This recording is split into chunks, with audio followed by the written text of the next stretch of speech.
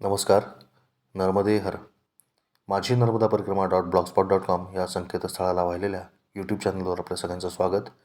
लेखांक 70 धर्मवीर बलिदान मास आरंभ आणि रमणीय नजरनिहाल आश्रम. आज फाल्गुन महिना सुरू झाला होता.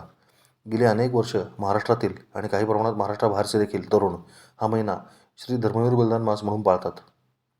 स्वराज्याचे दुसरे छत्रपती धर्मवीर छत्रपती श्री संभाजी महाराज यांना औरंगजेबाने पकडून छळछावणीमध्ये ठेवले होते आणि धर्मांतरण करण्यासाठी विविध प्रकारे दबाव आणून सुमारे 40 दिवस अनन्वित मानसिक आणि शारीरिक यातना देत त्यांचा छळ केला होता. तरी देखील संभाजी महाराज बदले नाहीत आणि त्यांनी धर्मपरिवर्तन केले नाही. त्यामुळे आज आपला देश हिंदू बहुल राहिला आहे हे ऐतिहासिक सत्य आहे. अन्यथा 17व्या शतकातच आपल्या देशाचे पाकिस्तान अफगाणिस्तान होऊ घातला होता. संभाजी महाराजांच्या या तेजस्वी बलिदानामुळे शिवछत्रपतींच्या महानिर्माणानंतर विखुरलेले 18 पगड जातीचे मराठे भगव्या झेंड्याखाली एकत्र झाले आणि त्यांनी आहत तंजावर तहत पेशावर मराठी साम्राज्य उभं केलं. कटक ते अटक भगव्या झेंड्याचं राज्य निर्माण झालं. संभाजी महाराजांच्या ओजस्वी बलिदानामुळेच आज आपण भारत नावाच्या देशामध्ये राहतो आहोत याचं स्मरण पुढील पिढ्यांना राहावं म्हणून हा बलिदान मास पाळला जातो. मी गेली अनेक वर्ष बलिदान मास पाळतो. या काळामध्ये तरुण एकभुक्त राहणे, गोडधोड न खाणे, चहा न पिणे, पायात चप्पल न घालणे, व्यसन असेल तर व्यसन न करणे, सामिष भोजन न खाणे, आनंदाचे कौटुंबिक सोहळे आयोजित न करणे, भूमिशय्या न करणे, हे सर्व किंवा यातील एखादा जमेल तो नियम धरून महिनाभर पाळतात. माझं हे व्रत पाहून तमिळनाडूमधील माझे मित्र देखील येथे बलिदान मास पाळायचे. आता परिक्रमेमध्ये देखील यातील सर्व नियम पाळणे खूप अवघड होते, परंतु तेच तर खरं तप होतं. यामुळे यातील किमान गोडधोड न खाणे हा नियम मला पाळता शक्य होतं. ते ध्यानात ठेवून मी चालायला सुरुवात केली. नर्मदापुरम इथून भिडेगुरुजी यांच्याशी फोनवर जेव्हा बोललो होतो तेव्हासुद्धा त्यांना मी हा शब्द दिला होता. दिला एखादा शब्द न पालटावा, पुढे टाकाला पाय मागे न घ्यावा, या गुरुजींच्याच उद्देशाप्रमाणे सर्व सुरू होते. आज काठाकाठाने चालून जो मिळेल तो आश्रम गाठायचा असं नियोजन होतं. मौनी बाबा आश्रमातील महंतांनी त्यांनी अनवाणी पायाने केलेल्या परिक्रमेचे अनुभव सांगितले होते, परंतु या भागातील खडक पाहता ते किती कठीण तप आहे याचा अंदाज येत होता. पायात बुटाचा जाडसर तळवा असून देखील पाय कापतील असे खडक इथे होते. अतिशय विषम परिस्थितीमध्ये अनवाणी परिक्रमा लोक करतात. मला बलिदान मासामध्ये अनवाणी चालण्याची सवय गेली अनेक वर्ष असून देखील परिक्रमेमध्ये अनवाणी चालताना खूप त्रास व्हायचा.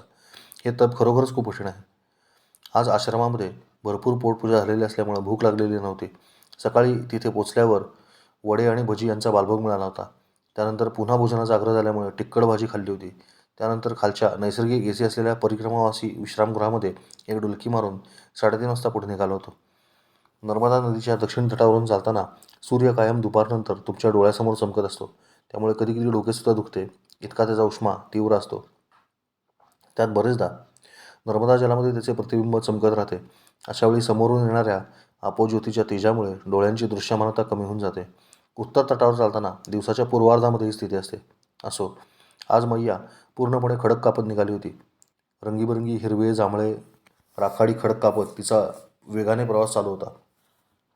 रस्ता नव्हताच, पण एकंदरीत चालायला मजा येत होती. मध्ये शेकडो फूट खोल नरसिंहकुंड आणि एक साधुकुटी लागली. नरसिंहकुंडाच्या इथे खूप सकारात्मक ऊर्जा जाणवत होती. इथे नर्मदा माता प्रमाणाच्या बाहेर खोल आहे. तिच्या स्वच्छ पाण्याचा तळ दिसत नाही. साधुकुटीमध्ये साधारण 90चे वय असलेले एक साधू महाराज खाटेवर निवांत बसले होते. त्यांच्यापाशी बसून त्यांच्याशी थोडा वेळ सत्संग घडला. त्यांचे शरीर अतिशय कृश झाले होते, परंतु तरी देखील हालचालीमध्ये कमालीची तत्परता आणि आवाजामध्ये जरब होती. परिक्रमा करण्याचा आमचा मार्ग अतिशय योग्य आहे असे त्यांनी मला सांगितले. या मार्गाने फारसे कोणी जात नाही हे देखील त्यांनी सांगितले. बंगाली बाबूने महाराजांच्या चरणाशी बसलेला एक फोटो काढला. नरसिंहकुंडाजवळच्या साधुकुटीतले साधू महाराज आणि प्रस्तुत लेखक. नर्मदेकाठी असे अनेक साधू, तपस्वी, संन्यासी आपल्याच मस्तीमध्ये मस्त आहेत. हे लोक बाहेर कुठे जातच नाहीत. साधू म्हटल्यावर आपण TV, प्रसारमाध्यमं, सोशल मीडिया इत्यादीवर ज्या साधू लोकांना पाहतो तीच प्रतिमा आपल्या मनामध्ये असते. परंतु हे सर्व बहिर्मुख कार्य करणारे संत आहेत. खरे अंतर्मुख संत पाहिजे असतील तर नर्मदा परिक्रमा करण्याशिवाय सोपा पर्याय नाही. स्वत्वाची पूर्णपणे राख केलेली ही अजब निस्पृहता आहे. तिची तुलना कुठल्याही चकाचक 5 स्टार तथाकथित साधुत्वाशी होऊ शकत नाही. जगामध्ये विशेषतः शहरी भागामध्ये अनेक स्वयंघोषित आध्यात्मिक गुरूंचे पेव सध्या फुटलेले आहे आणि पाठांतर चांगले असल्यामुळे ते तुम्हाला काही संकल्पना ऐकू देखील शकतात. परंतु समर्थ रामदास स्वामी म्हणतात त्याप्रमाणे प्रचितीचा महंत मिळणं खरंच खूप कठीण असतं. तो तुम्हाला असा गिरीकंदरामध्ये शोधावा लागतो. असो, या भागातील प्रस्तर खचून तिरके झाले होते आणि त्याच्यामधून नर्मदा माता वेगाने वाहत होती. सातपुडा आणि विंध्य पर्वत यांची धडक झालेला हा भाग आहे. नर्मदा मातेची खोली शोधणं खरोखरच खूप कठीण काम आहे. इथे आता नावांची वर्दळ दिसू लागली. एका नावाड्याने सांगितले की पुढे नजरनिहाल आश्रम नावाचा आश्रम आहे, तिथे मुक्काम करावा. नर्मदानंद स्वामी नावाच्या एका संन्यासी महाराजांनी हा आश्रम उभा केलेला आहे. हेच ते नर्मदानंद स्वामी. तत्कालीन मुख्यमंत्री शिवराजसिंह चौहान यांच्यासोबत आपण बघताय नर्मदानंद स्वामींना. अतिशय सुंदर घाट, वरती संगमरवरी हनुमानाचं मंदिर आणि अतिशय अप्रतिम जनावर असलेली सुंदर गोशाळा, जीवाभावाने परिक्रमावासींची सेवा करणारे सेवक कुटुंब, असा तो आश्रम होता. मी आश्रमामध्ये गेल्यावर तिथे एक सेवेकरी 2 बैलांच्या सहाय्यानं आश्रमाची जमीन नांगरतोय असं मी पाहिलं. एका वयस्कर आजोबांनी आसन लावण्याची सूचना केली. आश्रमामध्ये पत्र्याची एक मोठी शेड होती. तिथे उघड्यावरतीच मी आणि बंगाली बाबूने आसन लावले. मला नांगरणी पाहायला खूप आवडते, परंतु प्रत्यक्षामध्ये बैलांची नांगरणी मी कधी केली नव्हती. माझे सर्व मामा उत्तम शेती करणारे होते आणि स्वतः मोड धरणे, नांगरट करणे, कुळव चालवणे ही सर्व कामे त्यांना जमायची. परंतु मला कळायला लागल्यापासून ट्रॅक्टरनेच शेतामध्ये प्रवेश केलेला होता. त्यामुळे माझ्या मनात झालेली इच्छा ओळखून त्या माणसाने थेट बैलांचे कासरे माझ्या हातात दिले आणि मी नांगरायला सुरुवात केली. आधी माझा नांगर सरळ रेषेमध्ये फिरत नव्हता, परंतु लवकरच नांगरडीचे सूत्र माझ्या लक्षात आले आणि संपूर्ण क्षेत्र नांगरण्याचा आनंद मी घेतला. त्या माणसाला देखील थोडीशी विश्रांती मिळाली. इथे प्रकाश पाटीदार आणि त्याची परिक्रमावासी कर्तव्यदक्ष पत्नी ज्योतिताई असं एक कुटुंब सगळी व्यवस्था पाहत होतं. त्यांची 2 मुलं अनुराधा आणि जीवन आईवडिलांना मदत करायचे. प्रकाशचे आजोबा गोविंदरावजी पाटीदार हा मनुष्य फारच अवलिया होता. त्यांच्याकडे एक सुरेख गोफण होती. आश्रमामध्ये शक्य ती सर्व फळझाडे फुलझाडे महाराजांनी लावली होती. इथे माकडांचा उपद्रव खूप होता, त्यामुळे त्या माकडांना पळवून लावण्यासाठी त्यांनी एक पाळीव माकड ठेवले होते. त्याचे नाव रॅन्चो असं होतं, परंतु त्याला कर्करोग झाला असल्यामुळं त्याच्या हालचाली मंदावल्या होत्या. एका झाडावर विशिष्ट कोबणीमध्ये ते दिवसभर बसून राहायचे. त्यामुळे माकडांना पळवून लावण्यासाठी गोविंदराव पाटीदार या गोफणीचा वापर करायचे. गोफणीने दगड फेकून मारता येतो इतकंच मर्यादित ज्ञान मला होतं, परंतु गोफण किती अचूकपणे वापरता येते हे आयुष्यात मी कधी पाहिलं नव्हतं. गोविंदराव मला म्हणाले की तुम्ही पायात थोडे अंतर घेऊन उभे राहा. माझ्या मागे एक लोखंडाचा खांब होता. मला काही कळायच्या आत त्यांनी गोफण फिरवली आणि माझ्या मागून खण असा जोरदार आवाज झाला. गोविंदरावांनी मारलेला दगड माझ्या 2 पायांच्या मधून जाऊन खांबावरती आपटून पुन्हा माझ्या पायापाशी येऊन पडला होता. मला हा योगायोगाने बसलेला नेम असं वाटलं, परंतु त्यांनी पुन्हा एकदा तसाच खडा मारला आणि खांबावर आदळून बरोबर त्याच जागी पुन्हा येऊन पडला. खांबाचा आकार दंडाकृती असल्यामुळं तो जर बरोबर सरळ रेषेमध्ये बसला तरच माझ्या पायामधून परत येणं शक्य होतं. जरा जरी बाजूला बसला असता तरी तो दगड दुसऱ्या दिशेला निघून गेला असता. गोविंदराव पाटीदार यांची हीच ती गोफण. सात्यकीने हा फोटो काढलाय. मला आश्चर्य वाटते हे पाहून गोविंदरावांना मौज वाटायला लागली आणि त्यांनी मला अनेक गोष्टी नेम धरून उडवून दाखवल्या. गोफणीने इतका अचूक नेम साधता येतो हे मला खरोखरच माहीत नव्हते. अतिशय लहान वय असल्यापासून गोविंदराव गोफण खेळत होते, त्यामुळे त्यांचीही साधना सिद्ध झाली होती. आयुष्यामध्ये कुठलीही गोष्ट सातत्याने पुन्हा पुन्हा आणि नियमितपणे करत राहिले तर त्याच्यामध्ये अचूकता येत जाते. पाटीदार आजोबांनी मला गोफण फिरवायला शिकवलं. आश्रमाचा परिसर अतिशय सुंदर होता. तो एकदा नजरेखालून घालावा म्हणून मी चक्कर मारू लागलो. गोशाळेतल्या जनावरांनी माझं लक्ष वेधलं. इथं अतिशय सुंदर जातीवंत अशा 20 गिरगाई होत्या. 2 भव्य दिव्य नंदी होते आणि एक कामधेनू होती. कामधेनू म्हणजे अशी गाय जिला 5 स्थान असतात आणि सर्व स्तनातून ती दूध देते. इथे गायींना खूप चांगल्या पद्धतीने ठेवले होते. गायीसारखा प्रेमळ पशु दुसरा नाही. मी ज्या ज्या आश्रमामध्ये राहिलो त्या त्या आश्रमातील गोसेवेचा पुरेपूर आनंद घेतला. गोसेवेसारखे पुण्यदायक आणि आरोग्यदायक दुसरे काहीही व्रत नाही. नजर निहाल आश्रमातल्या एका सुंदर गोमातेसोबत प्रस्तुत लेखक आपण बघताय. इथं असलेला मुख्य वळू अतिशय मार्का होता असे मला सांगण्यात आले होते, परंतु त्याने पहिल्या स्पर्शापासून मला खूप प्रेमाने आणि आदराने वागवले. हाच तो वळू.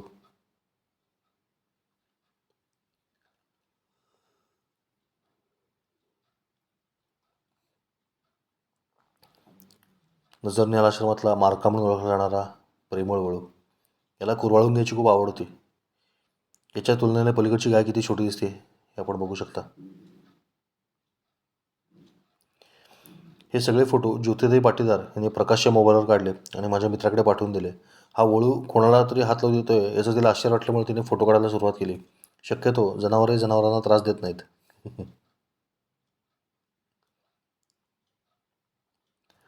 त्यानंतर इथली सर्वाधिक दूध देणारी गाय देखील मी पाहिली. कामधेनू माता ही साक्षात परमेश्वरी अवतार वाटत होती. इतकी ऊर्जा तिच्या आजूबाजूला जाणवत होती. हे बघा, हीच ती कामधेनू आणि मागे स्वामीजींचा फोटो दिसतोय.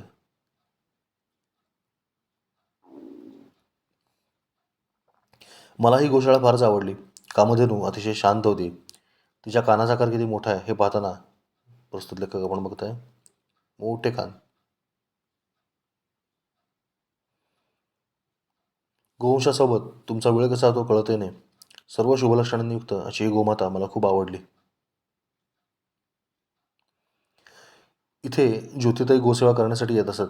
अतिशय उंच अंगकाठी असलेली ही धडधाकट स्त्री भारतीय लष्करामध्ये मोठ्या अधिकारी पदावर गेली असती असे तिच्याकडे बघून मला वाटले. तसे मी तिला बोलून देखील दाखवले. तिने सांगितले की तिची पोलीस किंवा लष्करामध्ये जाण्याची खूप इच्छा होती, परंतु लवकर लग्न झाल्यामुळे ते स्वप्न अर्धवट राहिले, असे ती म्हणाली. मला हे अजूनही न उलगडलेले कोडे आहे की लग्नापूर्वीचे स्वप्न आणि लग्नानंतरचे स्वप्न हे वेगळे कसे काय असू शकते. स्वप्न हे स्वप्नच असते. ध्येय लग्नानंतर बदलणार असेल तर काही चांगलं नाही. मुक्त संवाद साधून आपल्या ध्येय धोरणांची कल्पना माता भगिनींनी आपल्या पतींना आणि त्यांच्या कुटुंबियांना दिली पाहिजे असं वाटतं. संवाद तुटला की प्रगती खुंटते. पुरुषांनी देखील आपलं कर्तव्य समजून जोडीदाराच्या योग्य त्या स्वप्नांना उभारी देण्याचं कार्य आवर्जून केलं पाहिजे. तिची दोन्ही मुलं चांगली उंच होती. किमान त्यांना तरी सैन्य अथवा पोलीस भरतीच्या दृष्टीने प्रयत्न करायला मी सुचवलं. मुलांची माझी चांगली गट्टी जमली. दोघेही माझ्या आसनापाशी येऊन बसले होते आणि त्यांच्या अभ्यासाच्या वह्या, चित्रकलेच्या वह्या वगैरे मला दाखवत राहिले. मी सर्वच मुलांना चांगले हस्ताक्षर कसे काढायचे याचे नमुने काढून देत असतो.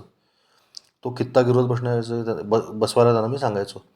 या मुलांनी माझ्याकडून नर्मदा मैया, शंकराचे तांडव नृत्य, रंगावधूत महाराज अशी विविध चित्र काढून घेतली. बलिदान मास सुरू झाल्यामुळं आज रात्री जेवणार नव्हतोच. त्यामुळे केलेला स्वयंपाक सर्वांना मी वाढला. नैवेद्याचं दूध पिऊन झोपी गेलो. पाटीदार आजोबा यांना शस्त्रांची आवड असल्यामुळं इथे वंशपरंपरागत घराण्यातल्या पूजेतली तलवार, गोफण, लगोर अशी सगळी शस्त्र होती. एक अतिशय मोठा शाळीग्राम आणि स्फटिकाचं सुंदर शिवलिंग देखील पूजेमध्ये होतं. आश्रम मला खूपच आवडला. पाटीदाराचा काका काम झाले की गोफण कंबरपट्टीसारखी कमरेला बांधून ठेवायचे. एखाद्या बंदुकीपेक्षा घातक असं हे शस्त्र होतं. मला वाटेत कुणीतरी भरपूर सुकामावा दिला होता. तो मी रांचो माकडाला भरवावा म्हणून त्याच्या पुढे धरला. तर गंमत म्हणजे हा त्यातले फक्त काजू काजू निवडून खायचा. बदाम, खारीक, मनुका, बेदाणे, पिस्ते यातले काहीही तो खात नव्हता. मला या प्रकारची फार मौज वाटली. प्रकाश देखील अतिशय सुस्वभावी, सरळ आणि सज्जन मनुष्य होता. सतत काही ना काही काम करत राहायचे. हेच त्याचं धोरण. इथे बाहेरगावच्या येणाऱ्या स्वामीजींच्या शिष्यांसाठी उत्तम अशी निवास व्यवस्था गोशाळेच्या वर केली होती. ती त्यांनी फिरून मला दाखवली. ओंकारेश्वरवरून मोरटक्क्याकडे जाणारा एक डांबरी रस्ता आहे. या रस्त्यावरून आश्रमाकडे येण्यासाठी रस्ता आहे असे त्यांनी मला सांगितले. स्वामीजी तीर्थयात्रेसाठी गेले होते. त्यांच्याबद्दल इथले सगळेच लोक अतिशय आदराने बोलत होते आणि भरभरून त्यांचे कौतुक सांगत होते. वरिष्ठांच्या माघारी त्यांच्या हाताखाली काम करणारे लोक त्यांच्याबद्दल चांगले बोलत असतील तर ते वरिष्ठ खरोखरीच खूप चांगले असतात. कारण ते चांगले नसतील तर त्यांच्या अपरोक्ष उकाळापाकळ्या करण्याची संधी शक्यतो कोणी दवडणार नाही.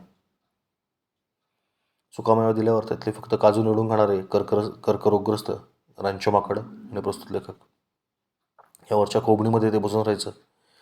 त्यांना लघवी देखील तिथंच केले हे तुम्हाला त्या उघड्यावरून दिसते बघा.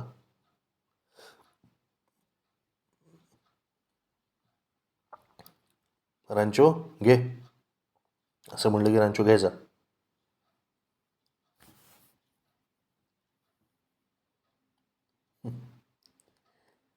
असा हा रांचो हे बघा.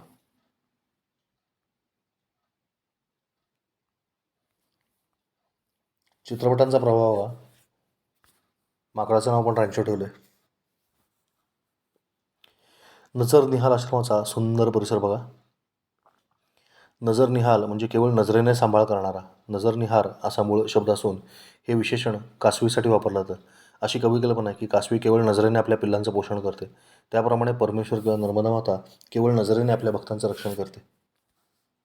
नजर निहाल. नजर निहाल आश्रमाचा नर्मदेवरचा घाट. इथे आश्रमाची नर्मदेकाठी असलेली पाटी.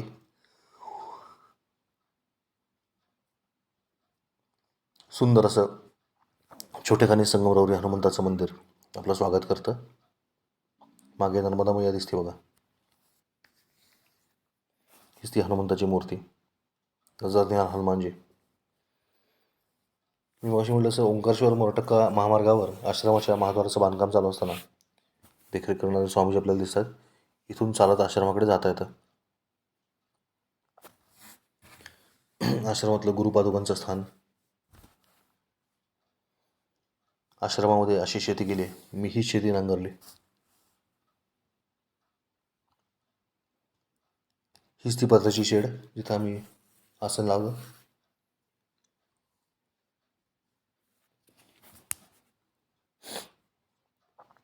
आश्रमातली सुंदर आणि आदर्श गोशाळा. आता याच्यावर दुमजली बांधकाम झालं आहे आणि निवास व्यवस्था केलेली आहे. आश्रमात स्वामीजींसाठी लावलेला एक झोपाळा आहे, त्याच्यावर अन्य कोणाला बसू दिलं जात नाही. तो झोपाळा, इथे बसून भक्तमंडळींची स्वामी चर्चा करतात. नजर निहाल आश्रमाचे श्री नर्मदानंद स्वामी नर्मदा दर्शनाचा आनंद घेताना. ही सगळी छायाचित्र गुगल नकाशावरनं मला मिळालेली आहेत. ज्यांनी कोणी काढली त्या सगळ्या चित्रकारांचे आभार. या आश्रमामध्ये तुम्ही पुन्हा कधी देखील या असे पाटीदार काकांनी मला सांगितले. त्यांचे नुसते हे शब्द देखील खूप आश्वासक आहेत, कारण आपण जाणताच की 90% परिक्रमावासी त्यांनी ओंकारेश्वर इथूनच आपली परिक्रमा चालू करतात आणि इथून निघाल्यावर पहिल्या दिवशी माणसं कमी चालतात. त्यामुळे जवळपास प्रत्येक परिक्रमावासी मुक्कामासाठी याच आश्रमामध्ये सर्वप्रथम येतो. त्यामुळे ते एका वेळेला 1000 ते 1500 परिक्रमावासी हंगामामध्ये येत असतात. यातले बहुतांश लोक नंतर परिक्रमावासी राहत देखील नाहीत, हे आपण पाहिलं. परंतु पहिल्या काही दिवसांच्या उत्साहामध्ये या भागातल्या आणि पुढच्या महिनाभरातल्या टप्प्यामध्ये जेवढे आश्रम आहेत त्या सगळ्यांना प्रचंड तणाव सहन करत या लोकांची सेवा करावी लागते. यांचं कौतुक करावं तेवढं कमीच आहे. असं असून देखील एखाद दुसरा परिक्रमावासी आला तरी देखील त्याच्या अगत्यामध्ये कुठलीही कसर हे लोक सोडत नाहीत. हे पाहून फार बरं वाटलं. कल्पना करू पहा किती कठीण व्रत आहे, किती कठीण वर्तन आहे. त्यात ज्या दिवशी सर्वांची परिक्रमा संपते अशा महाशिवरात्रीच्या दुसऱ्या दिवशी आम्ही आलो होतो. म्हणजे खरं तर या लोकांसाठी सुट्टी चालवण्याचा तो दिवस होता. मैयाचा काठ अशा अद्भुत सेवाधारी लोकांनी गजबजलेला आहे. या सर्व लोकांमध्ये एकच समान धागा आहे. हे सर्वजण मैयाला आपली आई मानतात. तिच्या पवित्र जलावरच यांचे देह पोचलेले आहेत. परिक्रमावासी तर किती प्रकारचे पाहावेत. माझ्यासारखा एका दुसरा अनुभव लिहून ठेवणारा परिक्रमावासी सोडला तर अनुभवांची खिचगंडी देखील न ठेवणारे परिक्रमावासी 99.99% आहेत. अर्थात मी देखील त्यातलाच एक होतो. ज्या दुकानदाराने मला डायरी आणि पेन दिलं, महोबिया, दिनेश महोबिया, आणि मोठ्या आज्ञार्थक शब्दात रोज रात्री दिवसाचे सर्व अनुभव लिहून ठेवायला सांगितले, त्याच्या इच्छेची ही परिणती आहे. आणि नर्मदेकाठी बसलेल्या कुठल्याही माणसाची इच्छा ही नर्मदेची इच्छा असते. असा अनुभव हळूहळू प्रत्येकालाच येऊ लागतो. असो, सकाळी लवकर इथून प्रस्थान ठेवले. पुढे जाताना काठावरती श्री श्री रविशंकरांच्या शिष्यांनी उभा केलेला एक आश्रम दिसला. सात्यकीला हा आश्रम पाहायचा होता. मलाही उत्कंठा होती, म्हणून आम्ही आतमध्ये जाऊन आश्रमामध्ये फेरफटका मारला.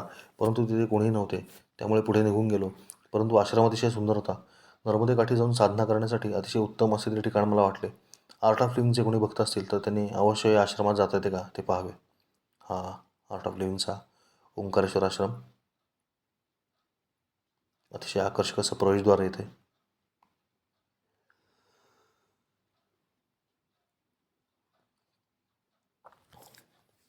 श्री श्री रविशंकर गुरुजी यांनी लिहिलेले शब्द खूप सुंदर आहेत बघा. दान का महिमा, दान की महिमा. निर्धन है वे जो अपना पेट भरने के लिए लड़ते हैं. धनी अपना भोजन बांट कर खाते हैं. उससे धनी वे है जो अपने अधिकारों को बांटते हैं.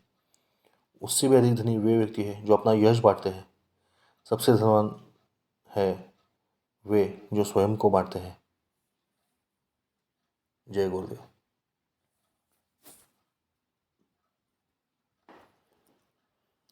श्री श्री रविशंकर यांचा विषय निघालाच आहे, म्हणून मला आलेला त्यांचा एक अनुभव नमूद करावासा वाटतो.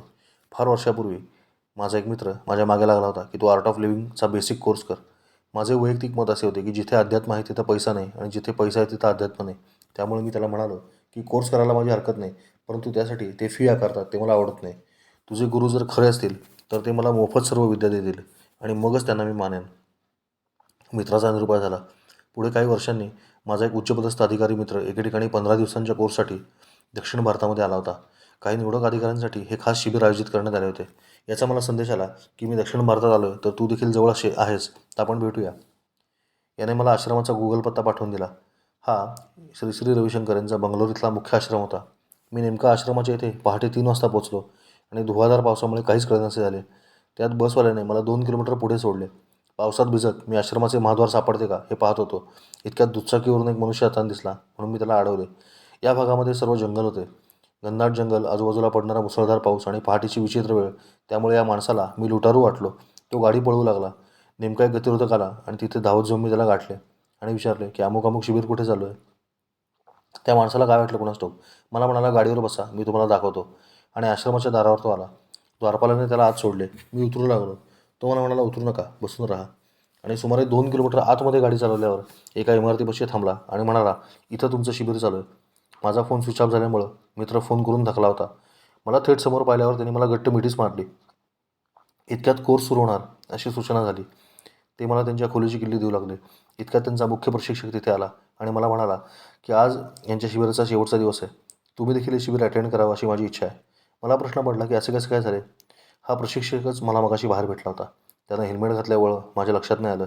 तो मला म्हणाला की तुम्ही ज्यावेळी ज्या परिस्थितीमध्ये आणि ज्या ठिकाणी मला भेटलात त्यावरून मला असं वाटतं की तुम्हाला आजचा दिवस शिबिराचा आनंद अवश्य घेऊ द्यावा. शिबिर सुरू झालं. तो मनुष्य म्हणाला की आज आपला शेवटचा दिवस आहे, त्यामुळे गेले 14 दिवस आपण काय शिकलो याची उजळणी आपण आज करणार आहोत. अशा रीतीने संपूर्ण शिबिराचे सार मला त्या दिवशी शिकायला मिळाले. संध्याकाळी स्वतः श्री श्री रविशंकर यांचं प्रवचन सर्वांसाठी होणार होतं. त्यांनी नेमकं सांगितलं की आज आपण काहीच करायला नको, फक्त ध्यान शिकूया. आणि अशा रीतीनं स्वतः श्री श्री रविशंकर यांच्या मुखातून मला ध्यान करण्याची प्रक्रिया शिकायला मिळाली, ती देखील मोफत. याच्या पुढचा घडलेला प्रसंग तर केवळ अकल्पनीय होता. रविशंकर यांचे स्वतःचे हत्ती घोडे वगैरे आहेत. त्यांचे प्रवचन जेव्हा होते तेव्हा ते बाहेर हत्ती घोडा उभा करतात. त्या दिवशी नेमका घोडा उधळला होता आणि हत्तीला लाथा मारायला बघत होता. काही केल्या घोडा सांभाळणाऱ्या मुलाला घोडा आवरत नव्हता. चुकून माकून जरी हत्तीच्या वर्मी लाथ लागली असती तर हत्ती चवताळला असता. आणि आश्रमामध्ये त्या दिवशी कमीत कमी 4,000 लोक मुक्कामी होते. त्यातील 2-1 हजार लोक त्या आजूबाजूला वावरत होते. मी धावतच जाऊन घोड्याचा ताबा घेतला. काही क्षणातच घोडा मला वश झाला. त्या मुलाला मी जरा झापलेच की असं काय करतोयस, घोडा नीट सांभाळता येत नाही का तुला. तो म्हणाला हा घोडा सांभाळणारा माणूस गावाला गेला आहे, मी त्याचा मदतनीस आहे. आता हा घोडा तबेल्यामध्ये नेऊन लावायचा होता, परंतु हा मुलगा भीतीपोटी घोड्याला हातच लावायला तयार होईना. मला म्हणाला तुम्हीच घोडा नेऊन लावा. रविशंकर यांच्या आश्रमामध्ये तिहेरी सुरक्षा व्यवस्था असून त्यांना भेटायला कोणी सहजासहजी जाऊ शकत नाही. हा घोडा स्वतः श्री रविशंकर यांचा असल्यामुळं माझ्यासाठी पहिले गेट उघडले गेले. तिथून बरेच अंतर चालल्यावर दुसरे महाद्वार लागले. ते देखील घोड्याला पाहून उघडले गेले. तिसरे महाद्वार देखील अशा पद्धतीने उघडले गेले. आणि घोडा कुठे लावायचा हा विचार मी करताना समोर एका कुटीमध्ये श्री श्री रविशंकर स्वतः उभे असलेले दिसले. मी त्यांनाच विचारले की स्वामीजी घोडा कुठे लावायचा. ते माझ्याकडे पाहून अचंबित झाले. तू कोण आहेस बाबा. मी त्यांना घडलेला सगळा प्रसंग सांगितला. त्यांनी त्यांच्या कुटीबाहेरच असलेला तबेला मला दाखवला आणि घोडा लावून कुटीमध्ये येण्यासाठी सांगितले. कुटीमध्ये जाऊन त्यांचे रितसर स्पर्शदर्शन घडले. मग मी त्यांना माझा अनुभव सांगितला की तुमचा कोर्स पैसे देऊन शिकायची मला इच्छा नव्हती, परंतु आता मला तुमच्या अधिकाराबद्दल खात्री पटली, कारण तुम्ही मला फुकट सर्व ज्ञान दिलेले आहे. त्यावेळी त्यांनी मला मोठे आश्रम चालण्यासाठी निधीची, पैशाची कशी काय गरज असते हे सर्व अर्थकारण समजावून सांगितले. त्यामुळे माझ्या मनातली शंका कायमची दूर झाली. त्यांनी अतिशय प्रेमाने मला आशीर्वाद दिला आणि प्रसाद दिला. मी देखील तबेल्यामध्ये अजून काय काय सुविधा करता येतील याची सर्व माहिती त्यांना माझ्या तुटपुंज्या बुद्धीच्या प्रमाणात दिली आणि त्यांनी देखील योग्य प्रकारे योग्य ठिकाणी पोहोचवण्याची व्यवस्था केली. घोडेस्वारीच्या ज्ञानाने अशा पद्धतीने त्या दिवशी मला खूप मोठ्या संतांचे दुर्लभ दर्शन घडवले. इथे आश्रमामध्ये कायमस्वरूपी राहणाऱ्या अनेक लोकांनी आश्चर्य व्यक्त केले, कारण इतक्या सहज या संतांचं दर्शन तिथे घेता येत नाही. परंतु माझी अशी खात्री आहे की तुमचा भाव शुद्ध असेल आणि हेतू प्रामाणिक असेल तर जे योग्य आहे ते घडतेच. त्या दिवसापासून श्री श्री रविशंकर यांच्या कार्याबद्दल माझ्या मनात असलेले शंकेचे मळप दूर झाले आणि खात्री पटली की यांचे कार्य चांगलेच आहे. अनुमानाची जागा अनुभवाने घेतली. असो, सांगायचं तात्पर्य इतकेच की ही सर्व पार्श्वभूमी मनात असल्यामुळे हा आश्रम पाहावा असे मला वाटले, परंतु तिथे कोणीच नसल्यामुळे मी पुढचा मार्ग पकडला. आता पुढे नर्मदेवर काही पूल दूरवर दिसू लागले. हे मोरटक्का नावाचे गाव येणार होते. चालता चालता नर्मदेच्या पाण्यामध्ये काठी बुडवत चालण्याचा आनंद घेऊ लागलो. मी गमतीने नर्मदेला वेगळ्या नावाने हाक मारायचो. त्यातले एक नाव होते नरेंद्र मोदी. नरेंद्र मोदी या शब्दाचा उच्चार कोल्हापुरी पद्धतीने अतिशय अतिवेगाने केला तर नर्मदे असे ऐकू येतं. म्हणून पहा, नर्मदे. अशा आमच्या गमती चालायच्या. चला आता आपण नरेंद्र मोदी समोर सोबत मोरटक्क्याला जाऊया. नर्मदे हर, नर्मदे हर.